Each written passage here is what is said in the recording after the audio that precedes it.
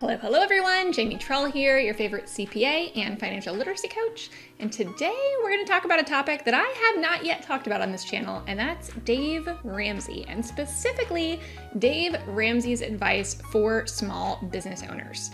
Okay, so I typically on this channel am focusing specifically on financial advice for small business owners, so we're not going to talk about his advice related to personal finances here today. Do I have thoughts? Yes, I have thoughts, but I'm not going to share them on this specific video. Now, I will tell you, Dave Ramsey's office is literally a stone's throw. I could actually throw a stone, probably, maybe not quite, from my home to where his new headquarters is here in Tennessee.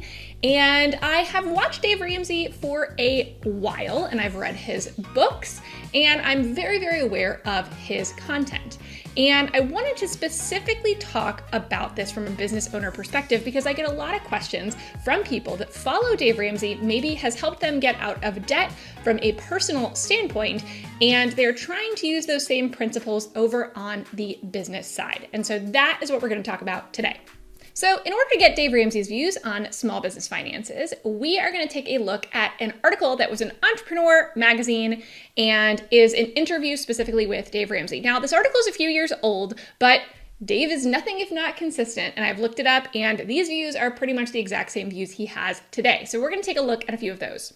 Okay, so here they ask Dave a question about the envelope method. So those who don't know, Dave does recommend using an envelope method, i.e. actual cash with envelopes, when you are managing your finances, such that you're actually budgeting with real cash. Now, in here, they basically in this interview say, Dave, it may not be super realistic for business owners to use a cash method in their business, right? That's not really something that's going to work when you have payroll and things like that to be able to pay. So what do you recommend? Is a business credit card acceptable? And very not shockingly, even in the least, Dave says, no, never a business credit card, okay? He says to use business debit cards instead of business credit cards. Now, here are a few thoughts from me on this. And this is very on brand for Dave. Dave is very anti-debt.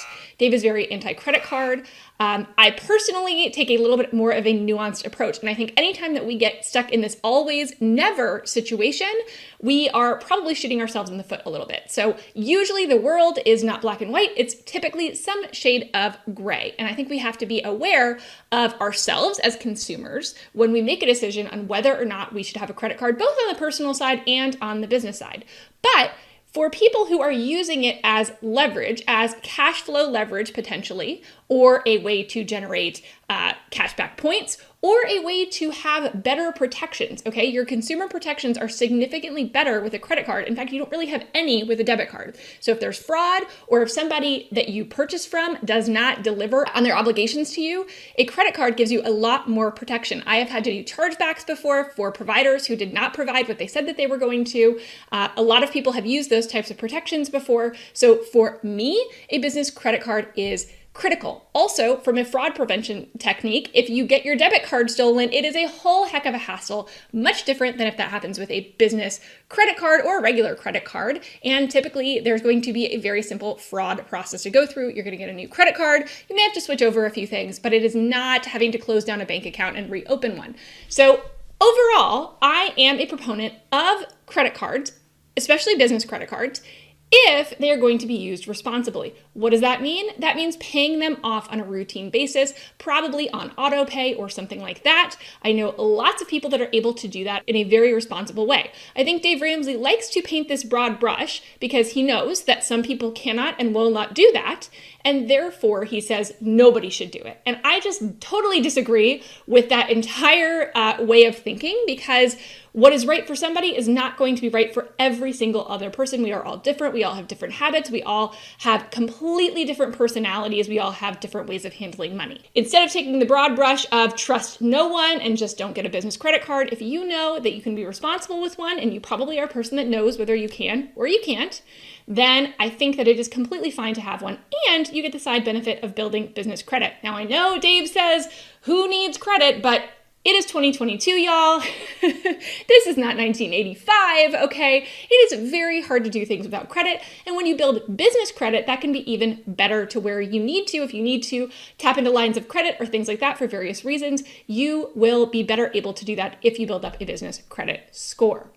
Okay, now another question that was asked to Dave, which he gave a very, very predictable answer for, was basically asking, is there any scenario in which an entrepreneur or small business owner should take out a loan to start or expand their business, okay? Or do you recommend always going 100% cash? Not so surprisingly, Dave Ramsey says never, ever, ever, ever, ever debt, okay? He says that according to Census Bureau data, 60% of all small business owners opened in a given year need less than $5,000 to start.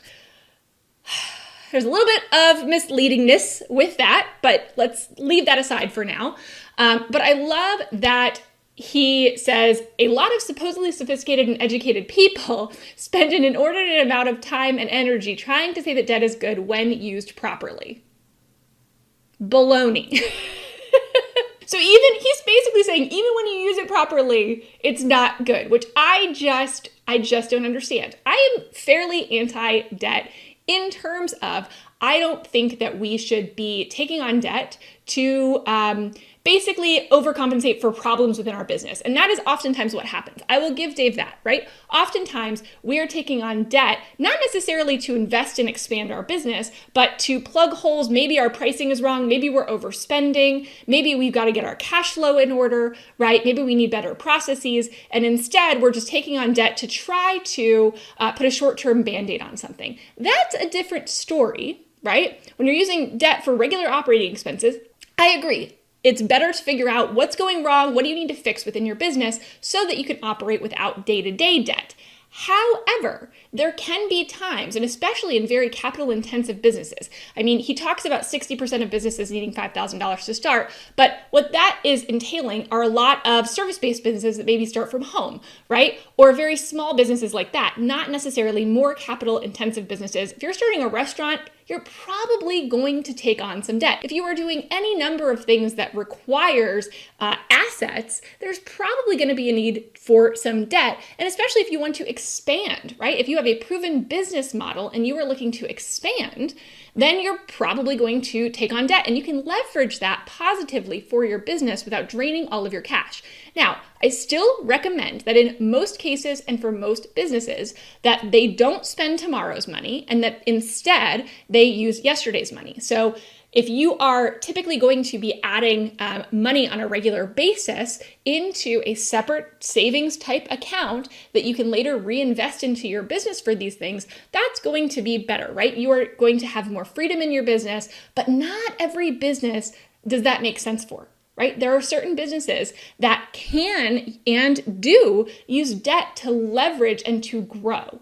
And the vast majority of larger businesses out there have used that as a tool in the past. Now, again, it's all about making sure that you have a proven track record before taking on debt, because if you don't, not a great idea, right? But if you do and you have a plan for it, then taking on debt can be a great investment into growing your business. So again, I hate the either or. I hate the black and white mentality. Yes, I think in general, let's avoid debt where we can, but let's not broad brush and say it is never a good idea. And with that, I'm going to transition to something because some of y'all found me and found this channel during the COVID-19 pandemic, specifically in 2020 and into 2021 when things were shut down and when the government loan programs were happening. And I've got some thoughts. I need to let the chickens come home to roost a little bit, let's say, with some of the things that Dave said at that time. So I got a lot of questions because I did a lot of content around things like PPP loans, okay?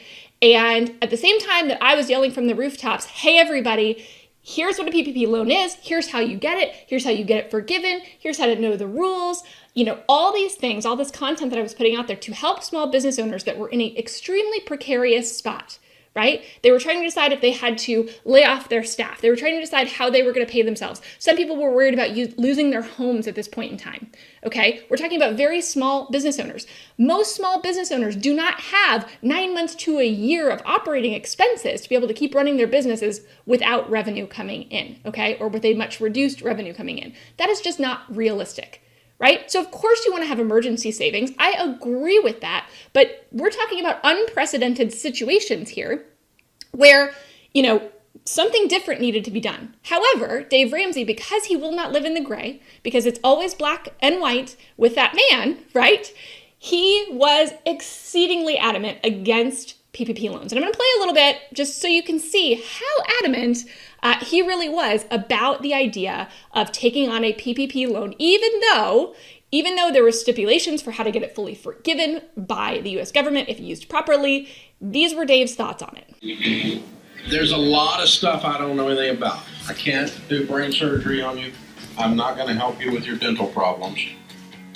And I can't work on your new Maserati. I do know about financial issues. It is what I have done for 30 years. This is not my first ride on this cabbage truck. And I didn't just wake up this morning and decide to be obstinate or hard to get along with on these stupid PPP loans from the SBA. And yet I think I may be the only one, the Ramsey organization may be the only one, and we're all aligned on this panel, that is telling you not to take the, in quotes, free money, the, in quotes, grant, because it is neither. 100% of the time that you borrow money and you sign loan documents, you owe the money. So a couple things to address here. Yes, the original stimulus bill was quite large. However, the PPP section was less than 10 pages and actually fairly easy to read through and understand. Now, I have a lot of thoughts on the rollout of the PPP program, how it went. It was very crazy in the very beginning as they were putting it together. I have lots of thoughts on ways that could have been done better. I have lots of thoughts on the ways forgiveness could have been done better.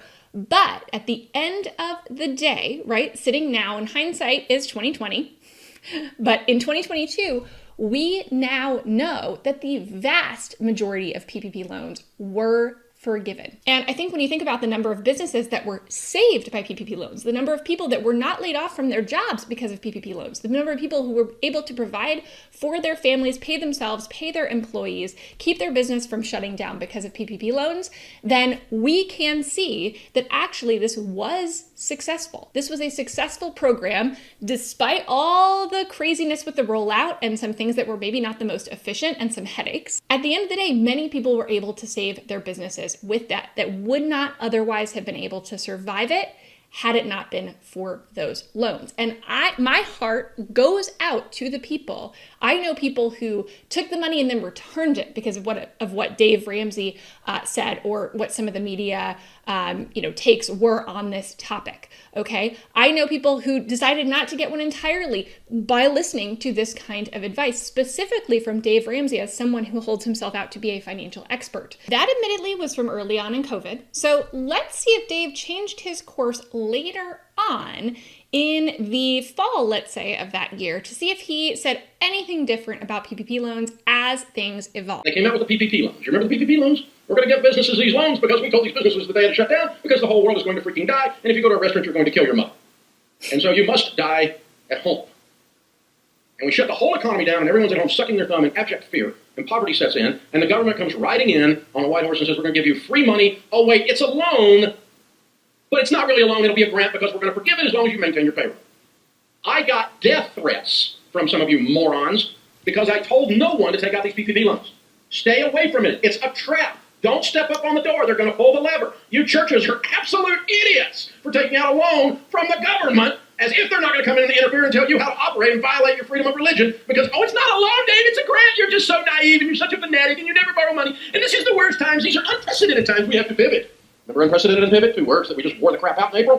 You remember these? I heard them over and over and over and over and over again. I'm on here screaming, all the Ramsey personalities are on all of our media events screaming, do not take out the PPP loan. So I guess even several months later, Dave had not changed his view even one tiny bit. He seems very, very adamant in his stance against PPP loans. So let's take a look at the actual stats.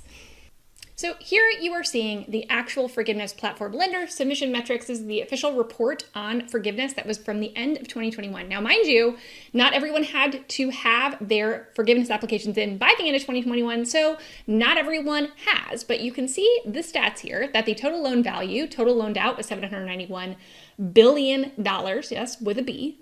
And the total forgiveness requested at that point, about 81% of people had applied for forgiveness. 85% of the total loan of value had been applied for forgiveness, about $673 billion. And at that point on December 26, 83%, $659 billion, had been forgiven. So of these 673 roughly that had been applied for forgiveness, 659 of that was forgiven in full or in part, right? So that means 98% of the money that was lent and people who were requesting forgiveness, 98% of that money has been forgiven as of December 26th. I think maybe our friend Dave was wrong on this one. I would love for you to comment down below if you did get a PPP loan, whether that loan was forgiven. Also comment down below if you didn't get a PPP loan, maybe because of someone like Dave's advice, or Dave, considering he said he was the only one giving that advice, probably was his advice that kept you from getting it. Let us know about that as well. I'd love to hear from all of you. I'm probably gonna get some hate from our Dave Ramsey lovers out there. I get it, I'm ready for it, I'll take it.